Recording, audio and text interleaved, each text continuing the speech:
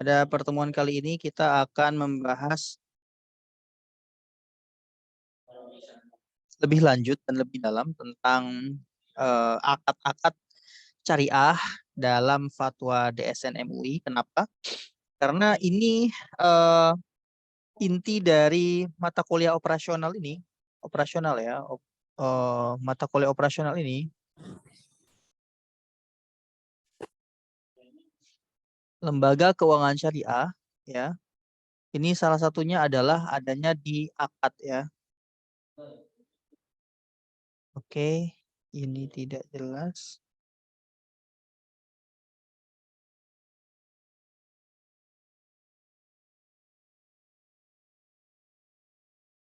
Sebentar.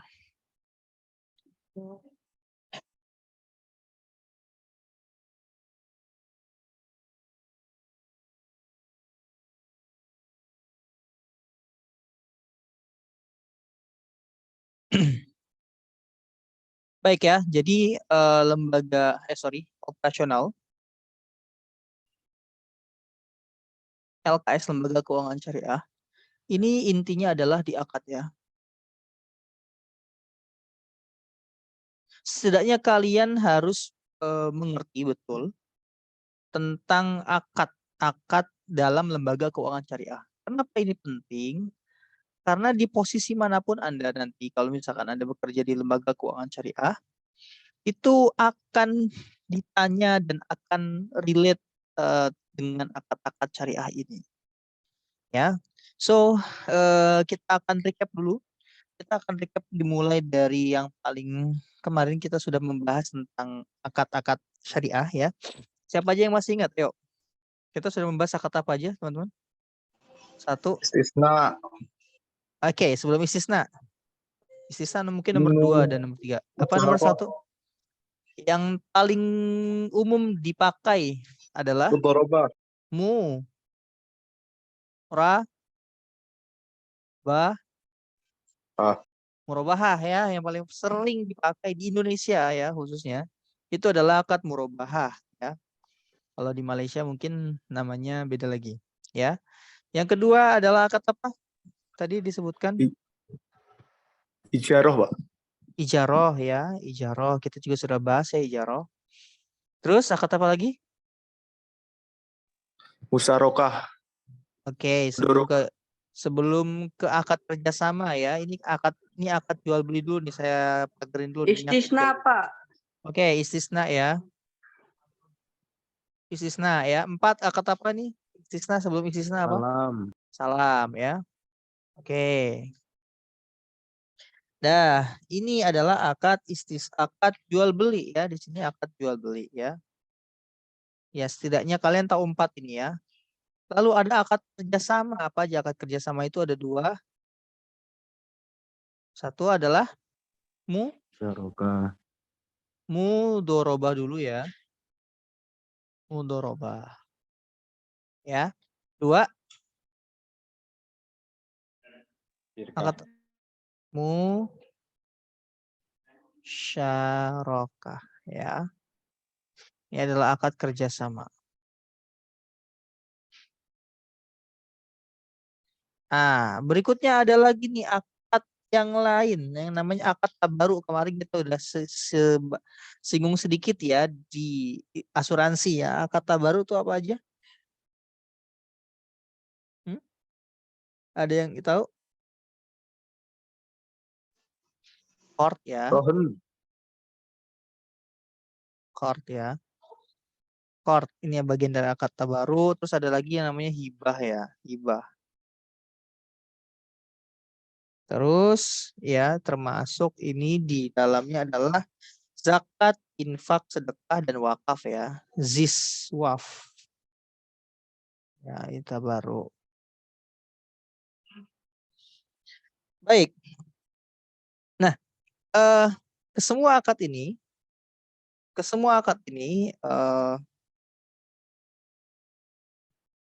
kita akan recap ulang, kita akan bahas ulang, ya, khususnya yang belum dibahas, dan kita mau melihat konteksnya dalam praktik di Indonesia melalui fatwa DSN MUI. Ya kenapa ini penting? Karena kita nggak tahu nanti teman-teman dapat kesempatan kerja di mana. Ya apakah di bank syariah atau di asuransi syariah ataukah kemarin kita terakhir bahas di mana? Pegadaian syariah ya. Kita sudah bahas operasional di pegadaian syariah bagaimana. Asuransi syariah juga kita sudah bahas ya. Dan hampir semua yang kita bahas itu yang kemudian digunakan juga di apa namanya lembaga mikro yang lebih kecil begitu. Ada Ventura Syariah, ada Dewa apa namanya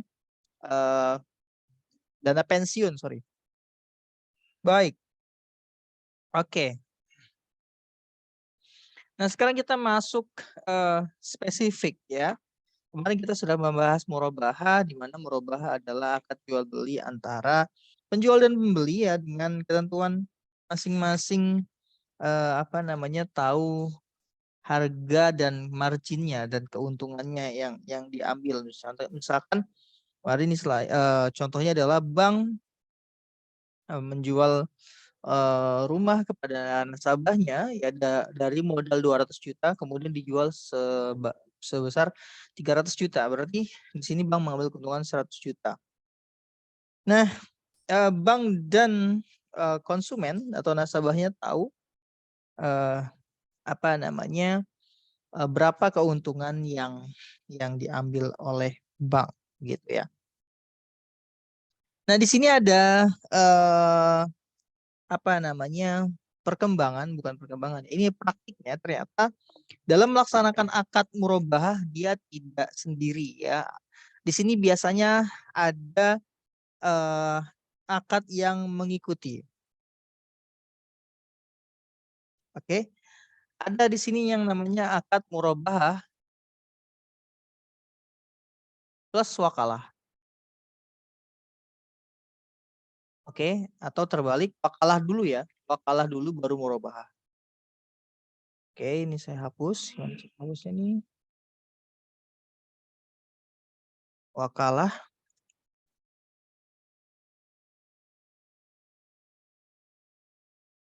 plus murabahah. Oke, apa yang dimaksud sebagai wakalah? Ada yang tahu wakalah apa wakalah, teman-teman? Guys, wakalah itu wakalah? Ada yang tahu wakalah itu apa? Perwalian, Bro.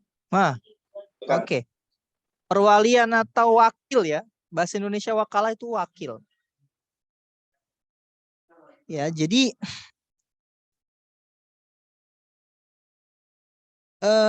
kenapa ada akad wakalahnya? Karena dalam hal ini contohnya ya bank itu memberikan atau mau menjadikan nasabah ya sebagai wakilnya bank untuk membeli barang. Saya ulangin. Di sini bank memberikan apa namanya haknya untuk membeli sesuatu kepada nasabah. Contohnya adalah dalam beli rumah gitu ya. Nah, uangnya punya siapa? Uangnya punya nasabah atau punya bank?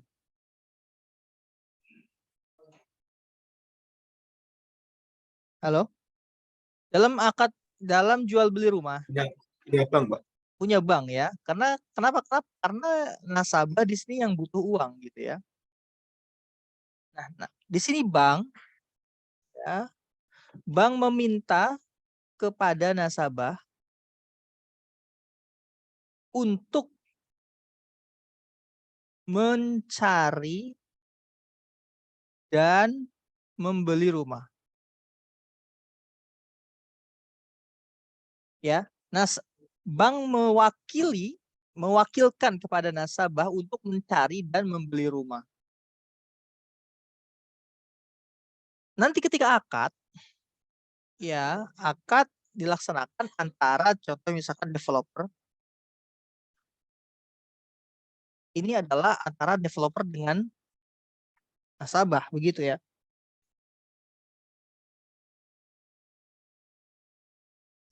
Nasabah.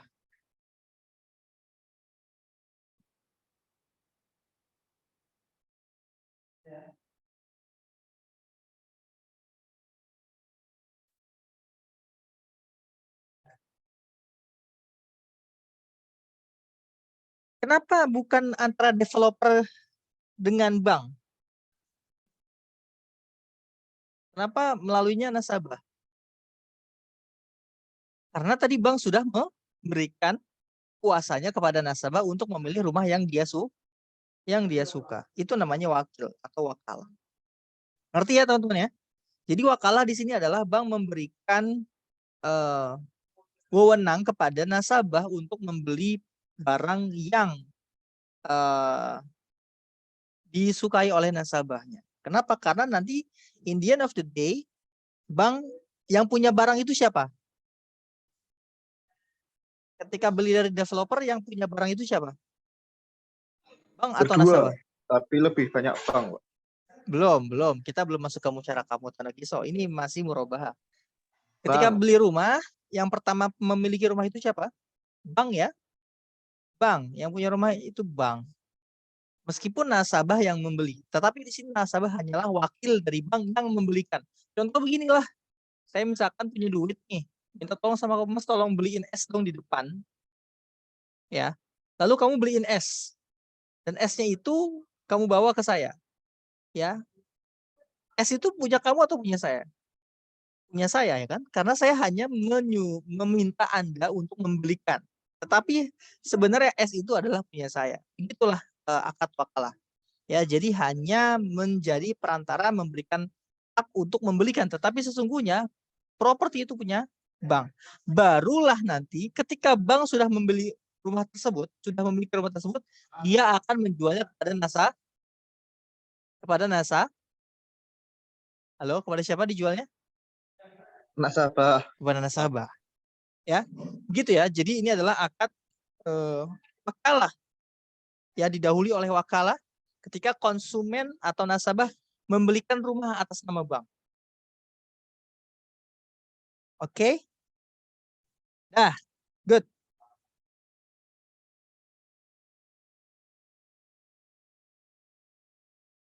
Nah, di sini ada wakalahnya bisa pembayarannya dari bank ini, dari nasabah kepada bank ini bisa dilakukan ketika bank menunjuk ya, ketika bank menunjuk nasabah sebagai wakil, lalu nasabah membeli kepada developer, itu nasabah sudah bisa membayar, atau setelah bank memiliki rumah tersebut ya, baru nasabah membayar uang untuk mencicil begitu ya, itu bisa.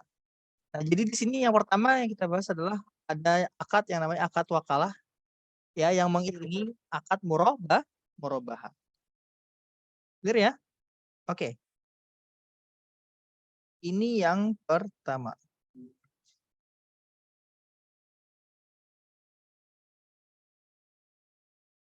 Yang kedua, kemarin kita sudah membahas salam ya. Ya, ini namanya juga recap ya, jadi banyak ya. Salam. Kita kemarin sudah membahas salam, dan apa itu salam, teman-teman? Jual beli online. Jual beli online ya. Salah satu praktiknya dapat digunakan dalam jual beli online ya, di mana produk yang dibeli pada saat itu belum ada secara fisik ya. Kemarin kita sudah bahas ya 4 pilar itu ya, di mana harus ada keempat-empatnya ya. Ada penjual dan pembelinya, ada barang yang dijual, ada harganya, dan ada akadnya, sigotnya ya. Tapi kalau salah satu nggak ada, maka pembelian bisa menjadi batal. Tetapi dengan akad salam ini, meskipun barangnya nggak ada, tapi karena sudah ada spesifikasi barangnya, sudah ada ketentuan kapan barang itu antar gitu ya. Contoh misalkan kalau Anda beli di Tokopedia atau di Bukalapak, sudah ada estimasi barang sampai begitu ya, 7 hari atau 3 hari dan seterusnya, itu maka dianggap sebagai pengganti kehadiran fisik barang. Nah, di sini ada beberapa hal yang harus diperhatikan dalam melakukan salam begitu ya.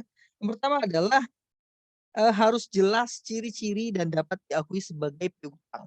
Jadi barang yang dibeli, barang yang dibeli dan belum diterima itu adalah sebagai piutang.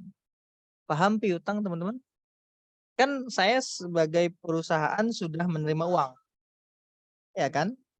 Nah, di sini saya punya hutang kepada Anda.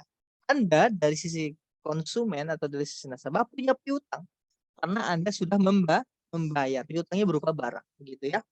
Nah, harus dapat dijelaskan spesifikasinya, harus jelas ya. Salam piutang. Piutang di sini saya catat saja. Yang kedua harus jelas speknya. Insya Allah. Ya, ada yang mau bertanya? Ya, jelas spesifikasi barangnya, jelas waktunya, dan tempat penyerahannya ya. Waktu dan tempatnya jelas ya. Lalu tidak boleh menjual barang sebelum menerimanya. Ini menarik nih. Jadi kalau misalkan Anda belum menerima barang, jadi dari jual beli online begitu ya, jual beli laptop gitu ya. Anda jual beli laptop, Anda belum dapat nih laptopnya nih, belum dapat fisiknya. Itu tidak bisa dijual kembali sebelum Anda menerima barang tersebut. Ya. Jadi tidak bisa dijual. Tidak bisa dijual lagi sebelum menerima fisik. Nah, ini ternyata tidak bisa di double gitu ya. Jadi harus diterima dulu ya, ngelihat fisiknya, baru setelah itu kalau Anda ingin menjual dengan praktik salam lagi itu boleh. Tapi yang pertama harus selesai dulu akadnya gitu ya. Lalu nggak boleh menukar barang kecuali dengan barang sejenis sesuai dengan kesepakatan. Ya, karena kalau misalkan barangnya ditukar berarti akadnya sudah berbeda ya, karena kan barangnya berbeda, objeknya berbeda. Nah, dari sisi pembayaran harus disepakati jumlah dan bentuknya, baik berupa uang ataupun manfaatnya. Pembayaran harus dilakukan pada saat kontrak disepakati. Pembayaran tidak boleh dalam bentuk pembebasan utang. Pembayaran tidak boleh dalam bentuk pembebasan utang. Artinya, misalkan saya punya utang kepada Anda 100.000, lalu saya bilang, ini saya punya barang nih, harganya 100.000 juga, tapi masih belum jadi nih barang ini. Barang yang ini dibayar pakai utang yang kemarin ya, boleh ya? Itu nggak boleh ya. Jadi harus bentuknya fisik uangnya. Harus ada uang yang ditransaksikan dulu, nggak boleh dalam bentuk utang. Oke, dari sisi penyerahan barang, penjual harus menyerahkan barang tepat waktu dengan kualitas dan jumlah yang disepakati ya. Balik lagi pada kejelasan ya. Ini salam dan istisna. Ini satu akad ya. Ini harus jelas di sini. Harus jelas, baik harganya, baik spesifikasinya, waktu penyerahannya gitu ya, itu harus jelas. Dalam transaksi lembaga keuangan syariah manapun, ketika yang menggunakan salam dan istisna itu harus ada kejelasan, spesifikasi, penyerahan. Nah, ini saya punya pertanyaan. Ini sedikit menyinggung berita hari ini ya.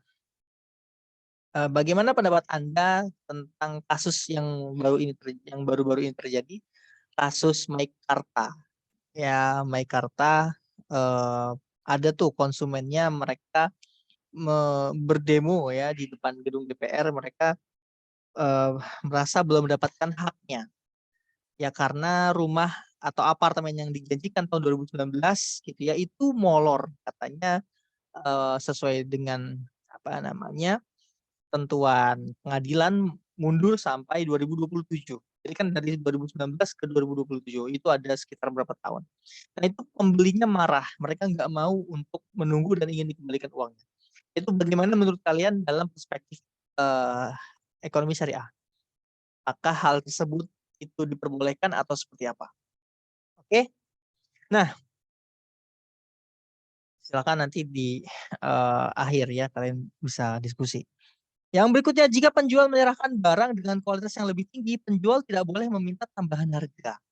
Nah, di sini disebutkan kalau misalkan kalian menjual grade-nya grade A, Ya, tetapi ternyata ketika dikirimkan itu grade A+ gitu ya, katakan apa ya yang contohnya grade A ya, beras misalkan gitu ya, grade-nya grade A super gitu misalkan. Nah itu penjual nggak boleh apa namanya, meminta kenaikan harga, karena sepakatan harganya nggak segitu. Apa terjadi kalau misalkan, saya kirim barang yang kualitasnya lebih tinggi, lalu saya minta harganya naik, kalau nggak disepakati gimana sama pembeli, ya kan? Nah itu bisa, batal akadnya gitu ya. Maka di sini meskipun Anda mengirimkan kualitas yang lebih tinggi, maka tidak boleh untuk meminta kenaikan harga. Yang berikutnya adalah jika penjual menyerahkan barang dengan kualitas yang lebih rendah dan pembeli rela menerimanya, maka pembeli tidak boleh menuntut pengurangan harga. Kalau misalkan yang dikirim kualitasnya lebih jelek dan pembeli rela, maka pembeli nggak boleh meminta penurunan harga. Tapi kalau misalkan pembelinya nggak rela, maka boleh nuntut, gitu ya. Jika semua atau sebagian barang tersedia pada waktu penyerahannya atau kualitasnya lebih rendah dan pembeli tidak rela menerimanya, maka pilihannya adalah 1, membatalkan kontrak dan meminta kembali uangnya, atau 2, menunggu sampai barang tersedia. Nah, di sini nih kejelasan dari akad salam ya. Kalau misalkan kualitas barangnya lebih rendah, ada 2 pilihannya. Yang pertama adalah balikin uangnya. Ya berarti kan kalau saya udah jawab nih pertanyaannya. Dari perspektif Islam, balikin uangnya. Yang kedua, tunggu sampai kualitas barangnya menjadi lebih baik, gitu ya. Pembatalan kontrak salam boleh dilakukan selama tidak merugikan kedua belah pihak, ya. Nah, di sini kalau misalkan saya lihat ya, dari sisi contoh misalkan dari sisi Meikarta itu ya, apartemen, kalau misalkan kesalahan molornya apartemen itu adalah diakibatkan oleh developer, maka di sini pembeli punya hak untuk meminta kembali uangnya. Misalkan kesalahannya adalah kesalahan developer ya, dia keteledoran ataupun kelalaian ataupun, entah masalah apalah, pokoknya itu yang merupakan keteledoran dari si developer. Tapi kalau misalkan itu kesalahannya itu tidak disengaja, contoh misalkan ada gempa bumi atau ada masalah yang di luar kendalinya dia, maka itu bisa didiskusikan antara penjual dan pembeli. Tapi di sini kalau misalkan kesalahannya adalah di penjualnya, maka pembeli berhak ya menurut saya untuk meminta refund 100% ya. Pada dasarnya pembatalan salam boleh dilakukan selama tidak merugikan kedua belah pihak gitu. Jadi di sini juga tidak main-main ya, penjual ini punya tanggung jawab yang besar untuk menyerahkan barang sesuai dengan janjinya. Ini kalau misalkan dia berjanji tapi tidak ditepati, kan dia tidak amanah gitu kan. Makanya hati-hati ketika Anda menjual, beli secara online, apa yang dituliskan dalam spesifikasi barang itu harus sesuai dengan kondisi barang yang asli. Misalkan Anda jualan daster, Anda jualan jilbab, kalau misalkan ada cacat, katakan cacat. Kalau misalkan ada rusak, katakan rusak sedikit ataupun banyak ataupun seperti apa. Jadi pembeli tahu, oh barang yang akan saya terima ini adalah cacat sedikit ya. Tentu dengan apa, harga yang lebih rendah ya, misalkan dijual dengan harga yang lebih rendah, sisi marketingnya begitu, itu pembeli akan tetap menerima begitu ya. Tapi kalau misalkan Anda menjual dengan harga yang mahal, lalu, ketika sampai barangnya cacat, maka di situ pembeli berhak untuk mengajukan refund ya. Nah ini menarik nih dari sisi, apa namanya, kasus yang sedang terjadi ya. Ya. Lalu penyerahan lebih cepat apabila penjual dapat menyerahkan barang lebih cepat dari waktu yang disepakati dengan syarat kualitas dan jumlah barang sesuai dengan kesepakatan, tidak boleh menuntut tambahan harga. Nah, di sini kalau misalkan barangnya itu datang lebih cepat, ya itu adalah keuntungan bagi pembeli dan penjual tidak boleh meminta tambahan harga. Oke, jelas ya? Ini terkait dengan, salam. Ya jadi menarik ada, apa namanya, ada kasus-kasusnya begitu ya. Oke, sampai di sini ada pertanyaan dulu? Saya Pak, izin bertanya Pak. Ya, silakan Mas. Jadi kalau misalnya tentang perpindahan yang dadakan gitu gimana Pak cara menyelesaikannya gitu Pak? Misal, Perpindahan dadakan apa tuh? ya misal kayak saya gini Pak, saya membeli laptop sama developer gitu Pak. Terus Heeh. sebelum developer mengirim saya laptop tersebut, saya meminta teman saya untuk membelinya gitu. Jadi kayak kayak saya tuh ngelempar pembelinya itu ke teman saya gitu, kira-kira gimana kayak gitu, Pak? Oke, menurut ketentuan ini di SNMU itu tidak boleh sebelum kamu menerima barang laptopnya itu. Jadi kamu harus dulu ngelihat barang laptopnya sesuai apa enggak ya kondisinya. Nah, misalkan tidak sesuai, lalu kamu mengajukan refund dan misalkan tidak sesuai kualitas barangnya lebih rendah, kan kamu mengajukan refund atau mengajukan penurunan harga, ya kan?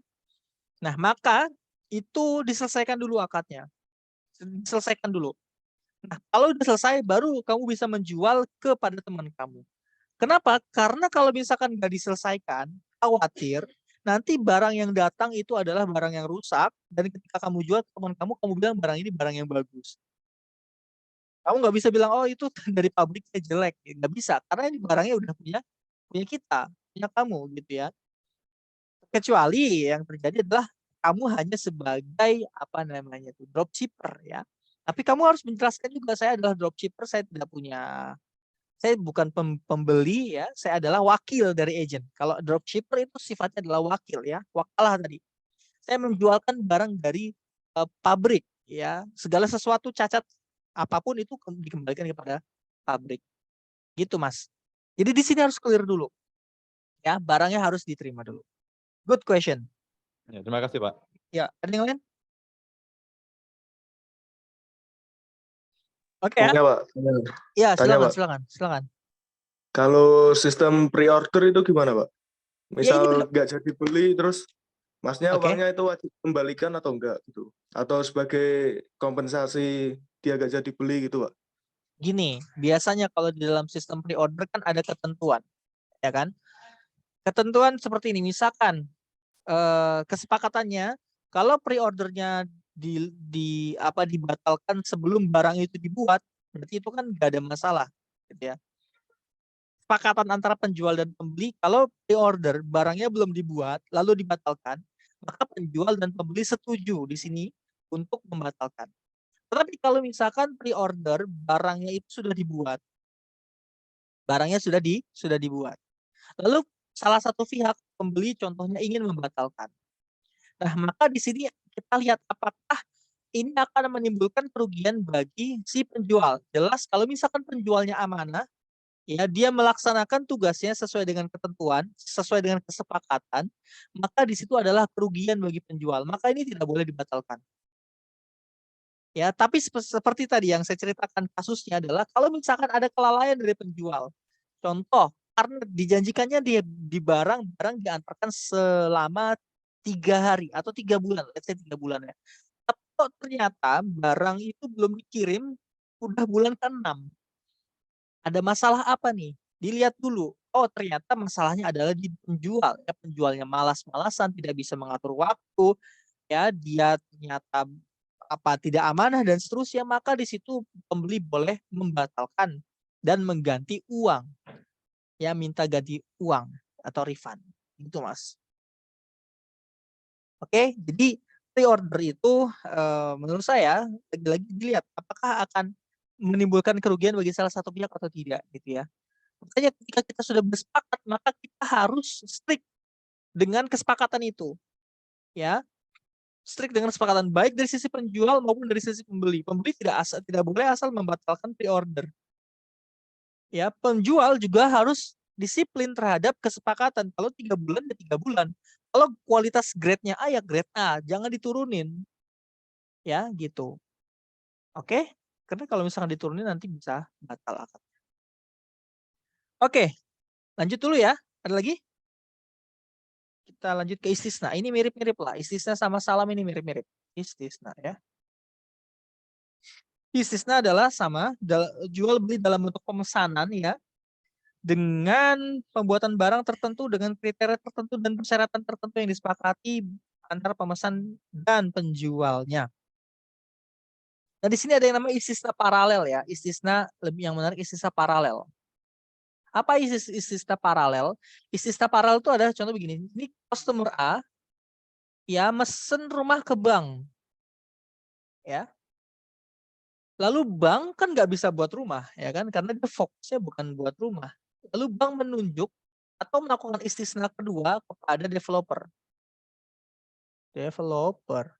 Nah, ini yang namanya ini yang dari A ke B ke bank, ini nama istisna 1. Dari bank ke developer ini istisna 2. Ini nama istisna paralel ya. Jadi ada 2 istisna dalam ada 2 akad istisna yang bersamaan begitu ya. Ini nama istisna paralel. Oke. Nah, di sini jika lembaga keuangan syariah melakukan transaksi istisna untuk memenuhi kewajibannya kepada nasabah, maka ia dapat melakukan istisna lagi, istisna paralel dengan pihak lain pada objek yang sama dengan syarat istisna pertama tidak bergantung pada istisna kedua. Maksudnya 2 akad istisna ini dia tidak boleh saling tergantung atau saling terkait.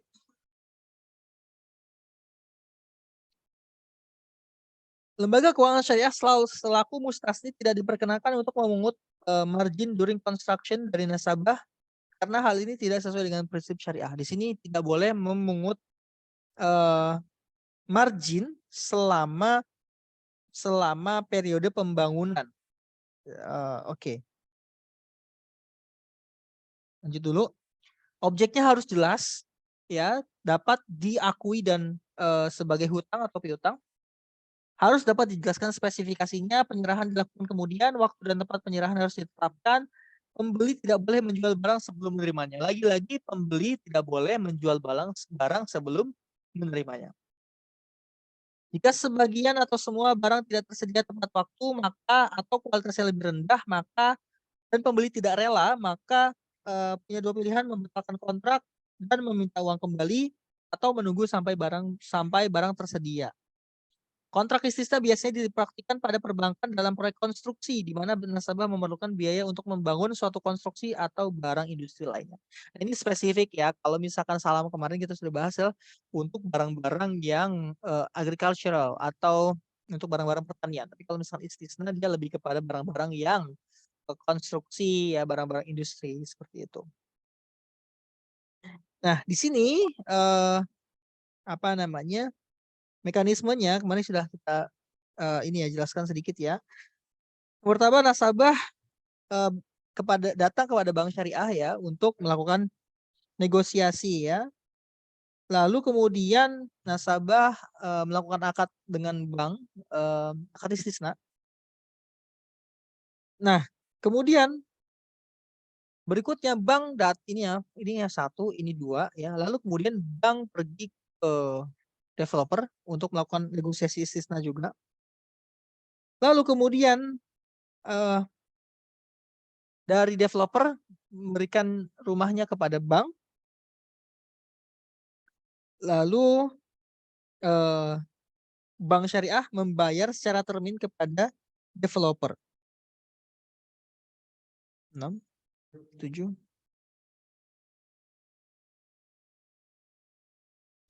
Jadi kalau misalkan istisna paralel ini berarti rumahnya dari bank ini harus selesai dulu. Ya, harus selesai dulu. Oke, baru bisa dijual kepada si nasabah. Paham ya? Jadi lagi-lagi di sini ditegaskan harus ada barang yang jelas spesifiknya. Oke. Formuka menyerahkan rumah yang telah direnovasi oleh kontraktor.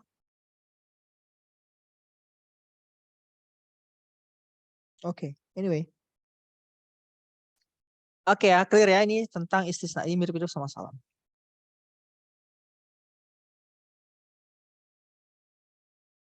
Alright. Nah, berikutnya ini kemarin kita sudah membahas terkait musyarakah ya, musyarakah mutanakisah, di mana musyarakah mutanakisah ini dia merupakan salah satu bentuk kerjasama, tetapi dilakukan digunakan dalam akad pembiayaan. Oke, ini kalau misalkan nanti nggak selesai kita lanjut minggu depan nggak apa-apa ya. Oke, baik.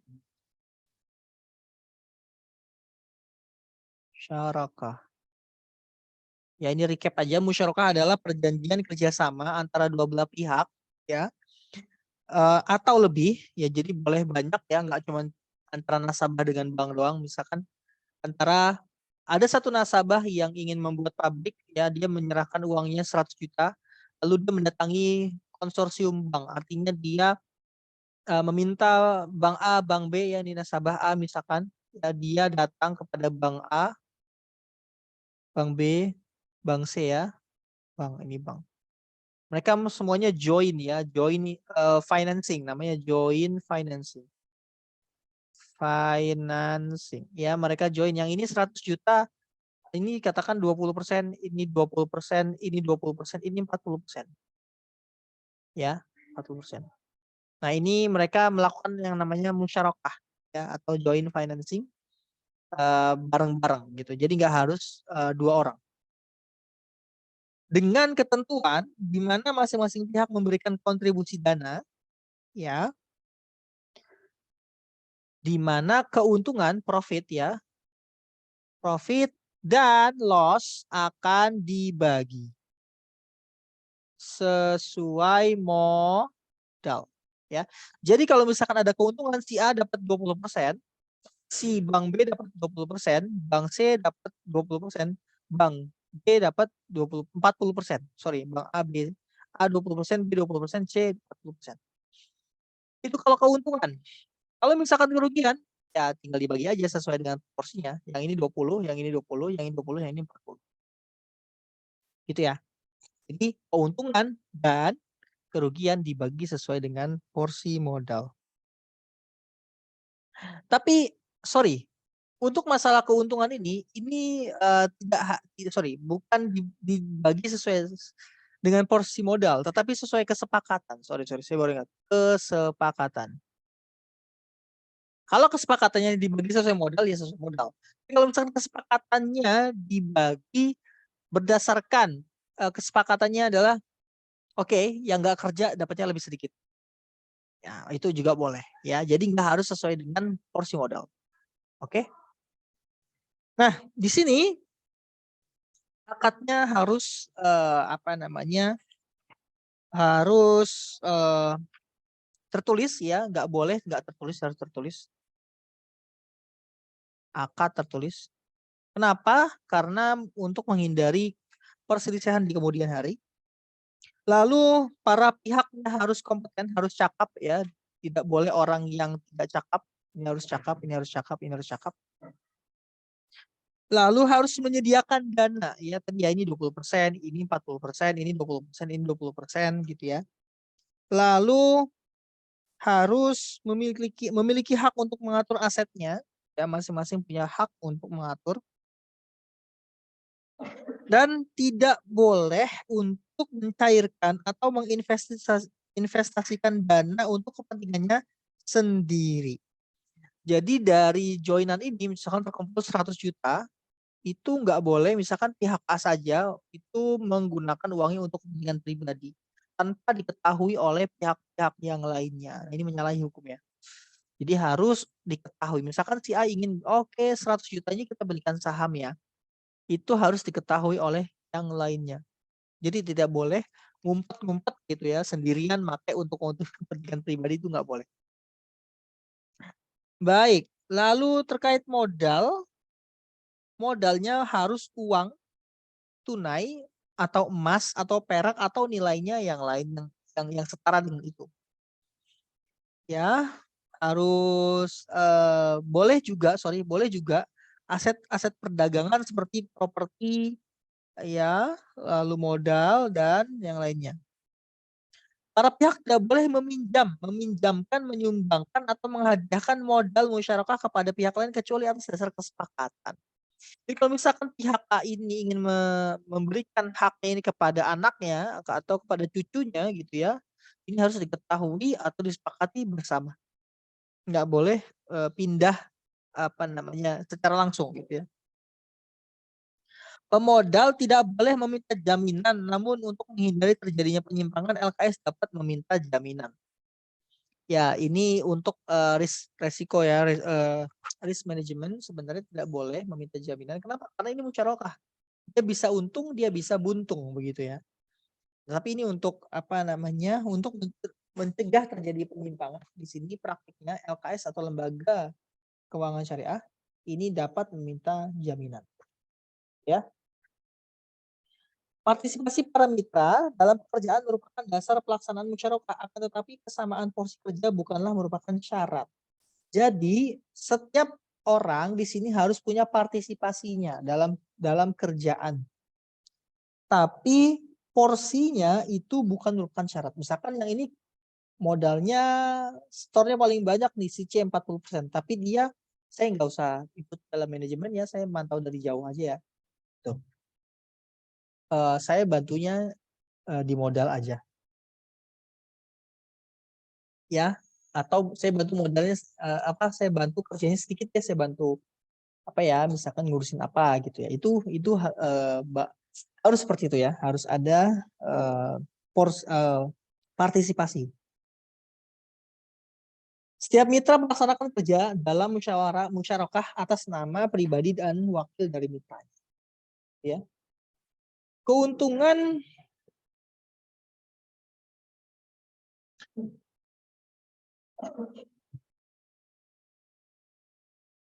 Oke. Sistem pembagian keuntungan harus tertera jelas ya di depan dan tidak boleh dipastikan. Misalkan begini, saya naruh 20 juta ya, tapi nanti tahun depan saya dapat 10 juta. Itu nggak bisa begitu. Nggak bisa dipastikan karena ini adalah usaha dan ini bukan bunga. Ya. Jadi tidak boleh dipastikan. Tapi kalau misalkan ditentukan persentasenya itu boleh. Ya kalau ada keuntungan nanti kamu dapat sekitar 20% ya, itu boleh. Tapi kan 20% dari berapa? Apakah dari 10 juta? Kalau dari 10 juta berarti kan cuma 2 juta. Ya, kalau dari 100 juta berarti kan dapatnya 20 juta. Itu kan beda ya. Kerugian harus dibagi kepada para mitra secara proporsional menurut saham yang masing-masing ya tadi ya, udah jelasin. Lalu biaya operasional dibebankan kepada bersama. Oke, ini masih banyak ya guys. Sampai sini dulu kali ya. Nanti kita bahas minggu depan lagi. Ada pertanyaan? Menarik ya. Jadi ya ini Tidak ada. Oh, semangat sekali Mas. Oke. LKS 5. Kalau sudah tidak ada pertanyaan, saya stop dulu ininya recording.